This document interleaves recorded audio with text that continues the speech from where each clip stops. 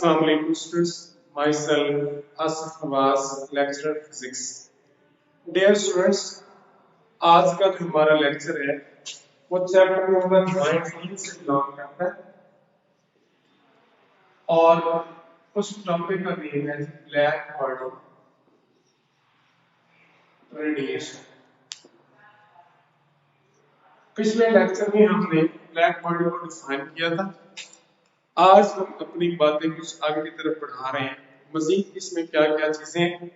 तो आप लोगों को एक चीज पता है कि ब्लैक बॉडी वो ऑब्जेक्ट है जो हर तरह की वेवलेंथ को क्या करता है, ऑब्जर्व करता है, और जब वो ऑब्जर्व कर लेगा उसके बाद उसके अंदर हीट पैदा हो जाएगी, वो हीट अप हो जाएगा, तो जितनी वेवलेंथ उसने ऑब्जर्व की वो उतनी इमिट करेगा। एक दफा फिर सुने, ब्लैक कोई कलर नहीं, यानी हमें अंधेरा क्यों नजर आता है, जब रोशनी उसके ऊपर पड़ती है तो कोई भी रोशनी रिफ्लेक्ट नहीं करता, सारी की सारी वेवलेंथ को क्या कर लेता है, ऑब्जर्व। जब रिफ्लेक्ट नहीं करेगा तो हमारी आंख के रेटिना के ऊपर इमेज भी नहीं बनेगा, तो वो हमें हमेशा की क्या नजर आएगी, ब्लैक। और जब वो रिफ्लेक्ट नहीं करेगा इट्स मीन दैट उसने सारी वेवलेंथ को जज़ब कर लिया।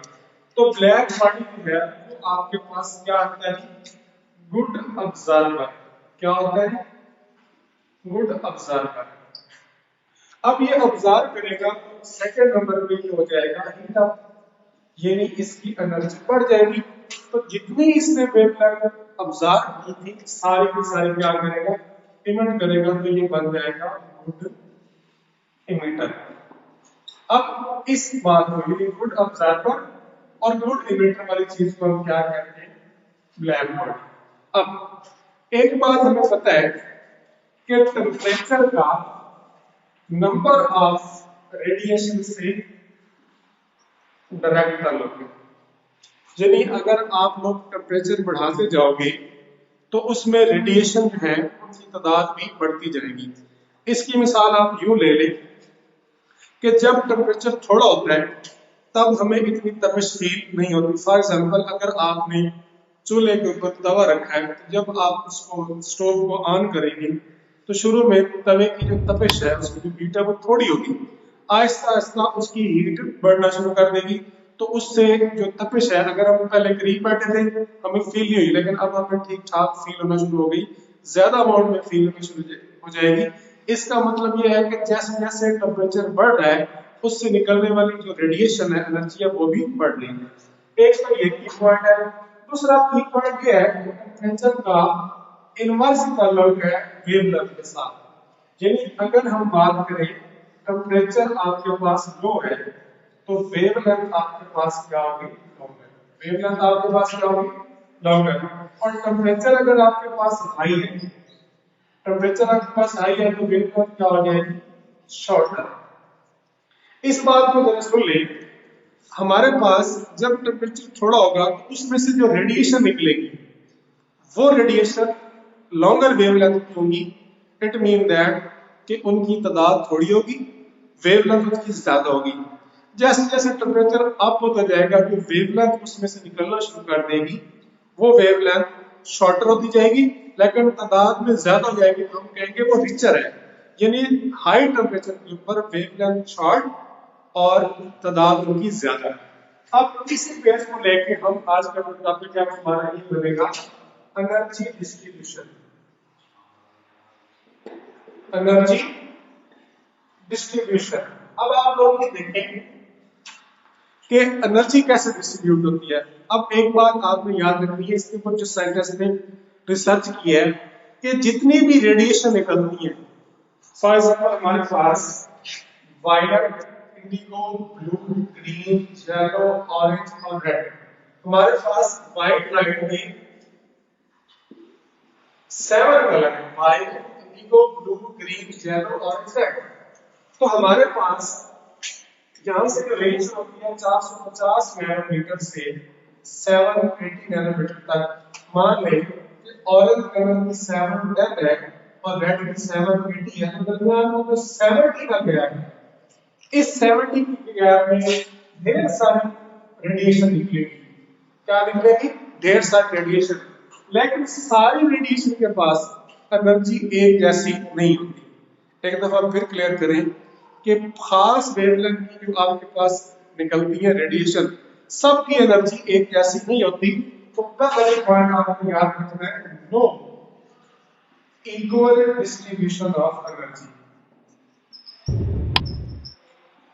कि एनर्जी की जो तकसीम है वो इक्वल नहीं होती। मान लेकिन अगर आपके पास 10 रेडिएशन निकली है खास वेवलेंथ के ऊपर, तो 10 की एनर्जी सेम नहीं होगी, किसी एक की एनर्जी उनमें से 10 में से सबसे ज्यादा होगी, बाकी की एनर्जी कम या ज्यादा हो सकती है।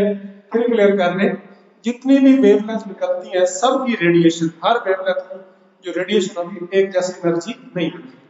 दूसरा इसका पॉइंट आपके पास ये है कि वेवलेंथ जो मैक्सिमम एनर्जी वाली है और टेम्परेचर का जो प्रोडक्ट है वो आपके पास क्या होता है, कांस्टेंट। अब ये आपके पास एक एमसीक्यूज है कि product of wavelength multiplied by temperature, इसको क्या कहते हैं, ये एक कांस्टेंट होता है। ये एक एमसीक्यूज है। इस बात का ये मतलब है कि लैम्डा इनवर्सली प्रोपोर्शनल है टेम्परेचर के। टेम्परेचर बढ़ाते जाओगे तो वेवलेंथ छोटी होती जाएगी और रिचर होती जाएगी वेवलेंथ। अब देखिए, अब ये जो प्रोडक्ट ऑफ लैम्डा मैक्सिमम और टेम्परेचर का है बड़ा, इसको हमने एक कांस्टेंट रखा और उस कांस्टेंट का नाम है जी वेन कांस्टेंट। और इस कांस्टेंट की जो वैल्यू है वो आपके पास है 2.3 10 की पावर -3।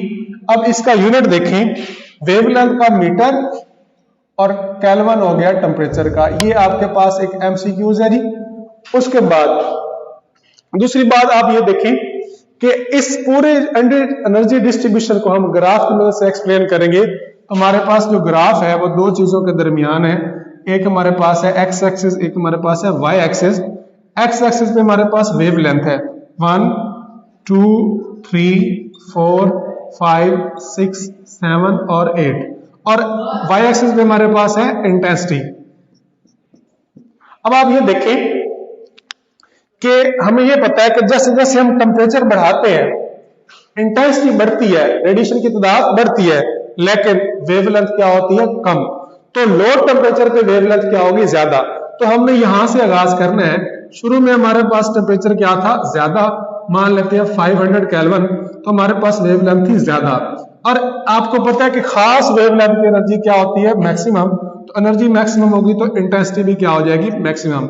उसके बाद जब हम टेम्परेचर बढ़ाएंगे तो वेवलेंथ हमारी क्या हो जाएगी, शॉर्ट। वेवलेंथ क्या हो जाएगी, शॉर्ट। तो वेवलेंथ 7 से 8 की तरफ नहीं, वेवलेंथ 6 से 5 की तरफ आनी है। तो अब जो दूसरी हमारे पास डायग्राम बनेगी उसकी शेप कुछ यूं होगी, टेम्परेचर हमारे पास हो जाएगा 700 केल्विन और टेम्परेचर बढ़ने से वेवलेंथ कम, यानी मैक्सिमम एनर्जी वाली वेवलेंथ भी क्या हो जाएगी, शॉर्टर। देखें, पहले ये 6 पे थी, अब किस पे आ गई, 5, वापस आ रही है, यानी 6 से 5 4 3 2 1, वेवलेंथ कम हो रही है। अब मजीद टेम्परेचर बढ़ाएंगे तो हमारे पास जो डायग्राम बनेगी उसकी जो मैक्सिमम वेवलेंथ है वो फिर मजीद शिफ्ट हो जाएगी। इसका मतलब ये हुआ कि जैसे जैसे टेम्परेचर बढ़ाएंगे वेवलेंथ शॉर्टर हो रही है। लेकिन आप ये देखें, शुरू में इंटेंसिटी कम थी, वेवलेंथ बढ़ती गई, खास वेवलेंथ के ऊपर एनर्जी क्या हो गई, मैक्सिमम। मजीद अगर हम वेवलेंथ बढ़ाते हैं तो फिर वेवलेंथ के बढ़ने से आपकी इंटेंसिटी कम हो रही है। ये जो था ये वेन ने ग्राफ बताया था। अब इसके बाद मजीद आप ये देखें कि हमारे पास जो एनर्जी होती है वो डायरेक्टली प्रोपोर्शनल होती है 4th पावर ऑफ टेम्परेचर, और यहाँ पे कांस्टेंट आएगा सिग्मा। इसको हम कहते हैं स्टीफन बोल्ट्जमैन कांस्टेंट। अब इसका यूनिट देख लें, sigma is equal to E over T की पावर 4। एनर्जी जो है वो है वाट पर मीटर स्क्वायर, और केल्विन का क्या आ जाएगा, -4। ये था हमारा आज का लेक्चर। उम्मीद है आपको समझ आई होगी। Thank you.